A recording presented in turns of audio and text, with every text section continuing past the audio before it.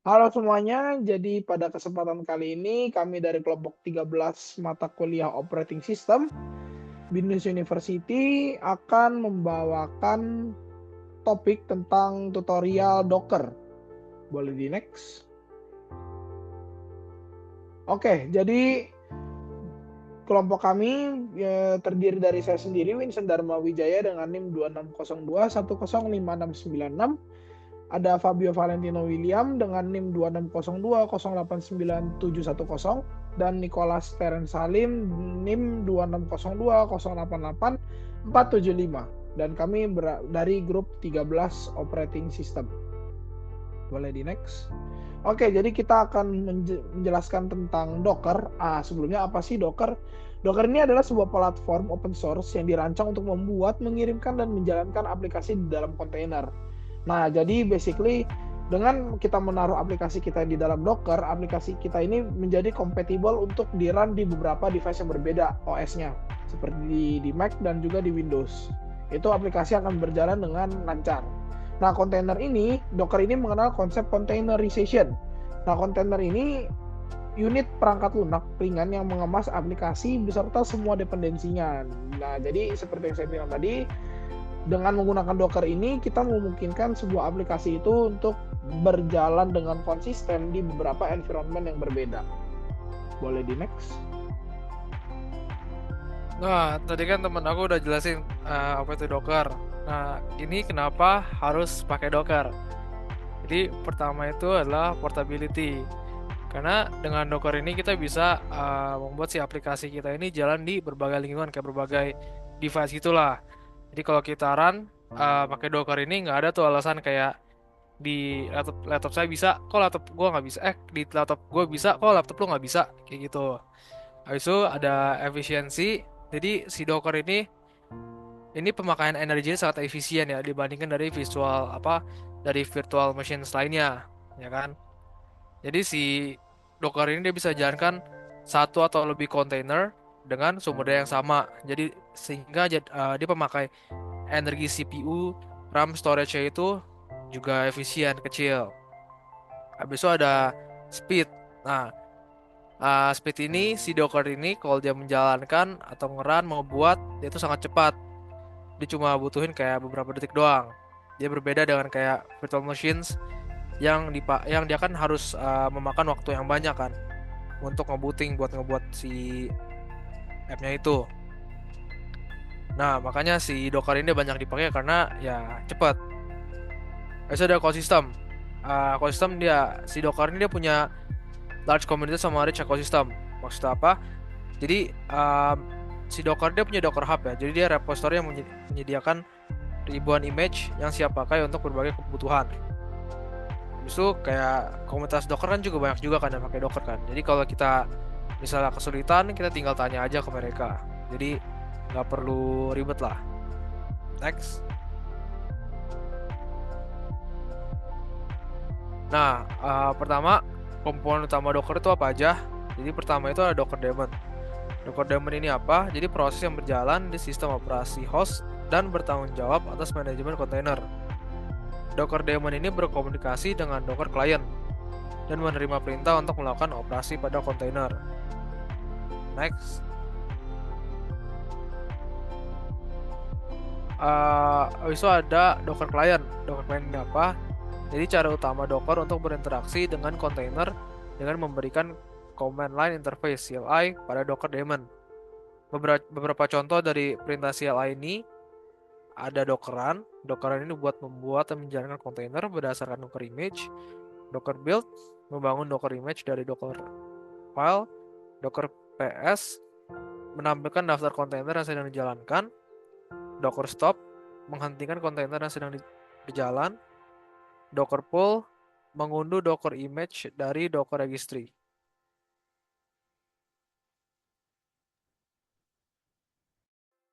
Komponen utama Docker selanjutnya adalah Docker Image.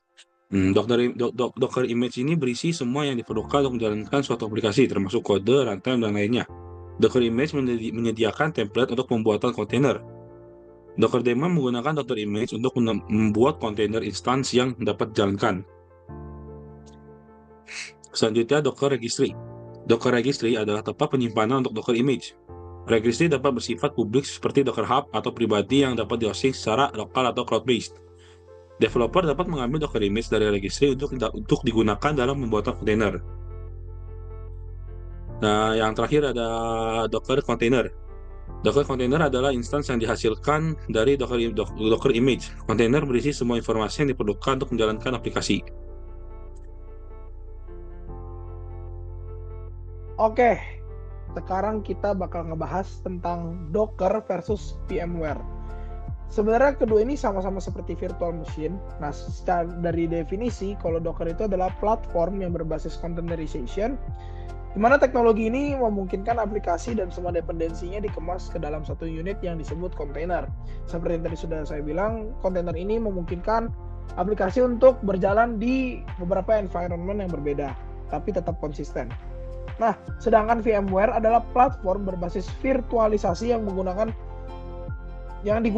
untuk mengelola virtual machine. Nah, jadi virtualisasi ini memungkinkan satu perangkat keras fisik menjalankan beberapa sistem operasi yang berbeda secara bersamaan. Nah, kalau Docker, penggunaannya itu untuk mengembangkan aplikasi agar mudah dideploy ke berbagai lingkungan. Dan Docker ini mendukung microservices arsitektur. Dan juga pengujian aplikasi lebih cepat dengan menggunakan Docker. Sedangkan VMware, untuk ngejalanin aplikasi kita perlu satu OS tertentu. Karena kalau VMware ini nggak bisa ngejalanin beberapa OS yang berbeda. Nah, kalau VMware ini virtualisasi servernya itu di pusat data, di data center. Dan untuk mengelola infrastruktur IT di perusahaan skala besar, VMware lebih sering digunakan. Next.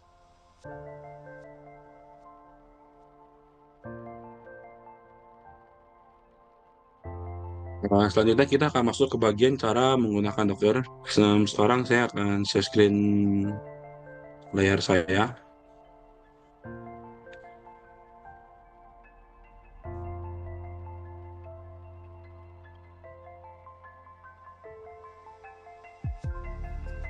Pertama yang perlu kita lakukan itu adalah menginstal Docker Desktop. Karena saya sudah install, karena langkahnya itu proses penginstalan itu lama, saya sudah install terlebih dahulu. Selanjutnya kita langsung ke command prompt aja. Pertama kita ngecek dulu version Docker kita dengan cara docker strip version. Nah, di sini sudah ada nih version kita nih. Nah, kita bisa ngecek nih sekarang nih apakah Docker kita tuh berjalan atau enggak dengan cara kita ketik sini docker spasi info. Nah, dapat dilihat di sini berarti Docker kita sudah menyala. Kita bisa langsung masuk ke project kita. Nah, ini di project kita, langkah pertama yang harus kita lakukan itu kita setup dulu untuk project kita. Caranya gimana? Kita di fight.config.js ini, kita ketik sini server .2 buka kurung kurawal diisi dengan host. Kita isi hostnya itu 0.0.0.0 aja. Jangan lupa koma. Lalu kita isi portnya. Portnya kita isi 3000 aja. Nah, setelah selesai kita setup, kita harus download extension Docker aja biar membantu kita. Nih, di sini saya sudah download yang bakal pakai nih ya, yang Dockerfile sama ini Docker. Nah, kalau sudah kita langsung masuk aja ke kita bikin file lagi.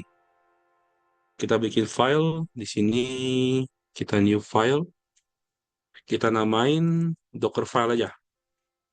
Yang gede D-nya aja. Nah, gini. Dockerfile. Nah, Dockerfile di sini langkah pertamanya itu kita from kita mau pakai node. Habis itu work directory-nya workdir. Kita mau kasih di mana? Saya kasih di app. Habis itu kita lakuin copy. Yang kita mau masukinnya si package.json sama package.log.json. Jadi kita bisa masukin package bintang .json. Nah, yang dilakuin di sini itu sama package bintangnya itu adalah dia bakal manggil semua yang habis package. Jadi package.script.block.json ini juga bakal masuk juga. Nah, harusnya kita spasi titik. Ini tuh harusnya kita bisa pakai /app juga, cuma karena kita udah kasih tahu kontainernya mana, jadi kita bisa pakai strip titik aja, spasi titik. Nah, setelah itu kita run npm i. Sebentar, ini ada error.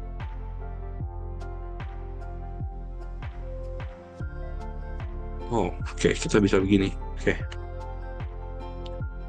Selanjutnya kita masukin semua source code yang ada ke dalam container kita tadi. Nah, setelah itu cara ngerunnya itu gimana? Kita ketik sini cmd, buka kurung siku, npm, koma, run, koma, dev. Nah, setelah itu, kalau misalkan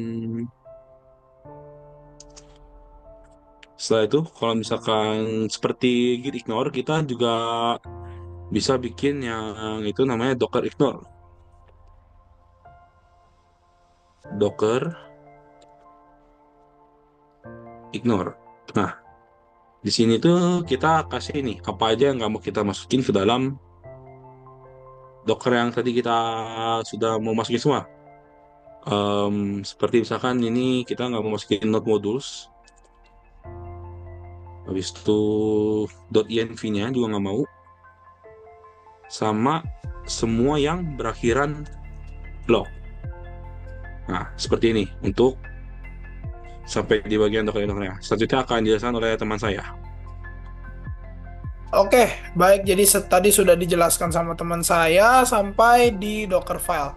Nah, jadi di Docker ignore ini, kenapa ini 3 yang kita Docker ignore? Jadi kita mau semua yang bintang dan berakhiran log ini fungsinya untuk mencegah transaksi yang terjadi di dalam aplikasi untuk bisa dilihat oleh publik, dan juga .env yang berisi tentang data pribadi kita. Oke, berikutnya setelah kita udah bikin Docker ignore dan Docker file, langkah berikutnya kita bisa membuat yang namanya Docker image. Oke, jadi kita langsung buka terminal saja. Docker image ini sebenarnya simple aja. Kita bisa memulai dengan Docker build strip t. Nah, di sini setelah strip t ini kita bisa kasih nama image yang mau kita bikin. Ini bisa bebas, terserah kita. Kalau di sini saya mau ngasih konversi suhu .2. Ini kita masukin versi berapa? Versi 1.0.0. Ini menandakan versi pertama dari aplikasi konversi suhu ini. Dan juga spasi titik. Ini untuk memasukkan semua file kita ke dalam image. Setelah itu kita tinggal enter. Nah, ini di building ini kemungkinan akan sedikit lama. Kita tungguin saja.